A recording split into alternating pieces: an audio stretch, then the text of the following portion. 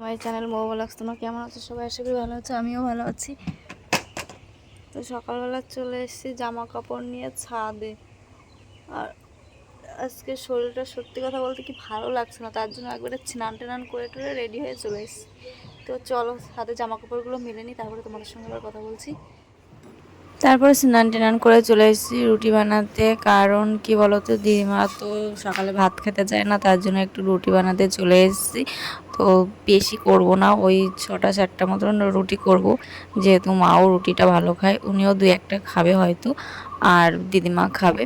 তো কে কে খাই জানি না, দেখা যাক কে কে খায়।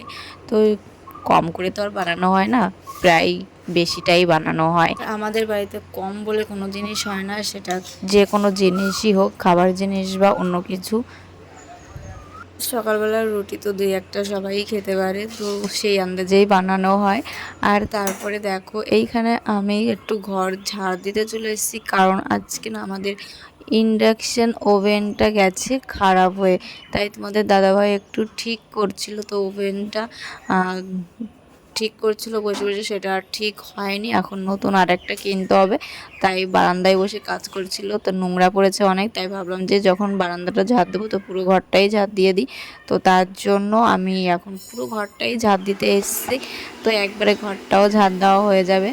আর যেহেতু আজকে ঘরটা মোছা হয়নি, তার জন্য একটু ঝাড় দিয়ে নিচ্ছি। তাই কি বলতো একটু ধুলো ধুলোও পড়েছে, দাদাভাই একটু নোংরা করেছিল বারান্দাটা, তার জন্য। তো চলো তোমাদের ইন্ডাকশান ওভেনটাও দেখাবো, যে এখন পুরো খারাপ হয়ে গেছে, ওটা আর কোনো কাজ হবে না। আসলে কি বলতো ওইটার মধ্যে জল ঢুকে ঢুকে ওই অবস্থা হয়েছে, আমাদেরই দোষ। ওটা হচ্ছে ভাত যখন রান্না করি তখন ভাতের হাঁড়িটা যখন উপরে থাকে, তো ওই হাঁড়ির ভাতের মাড়টা কী হয়েছে বলতো নিচে পড়তো, আর নিচে পড়লেই সেই হয়তো কখনো ভুল ভবিষ্যতে পড়েছে, তখন ওই ভাতের মাড়টা ভিতরে গিয়ে জিনিসটা পুড়ে গেছে, তার জন্য আর কোনো কাজ হচ্ছে না।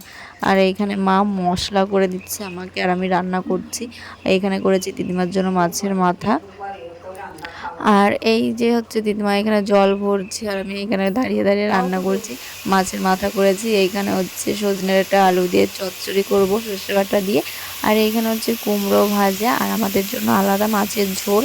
তো এই কটাই এখন আপাতত বসিয়েছি, মাছের ঝোলটা হচ্ছে পরে বসাবো।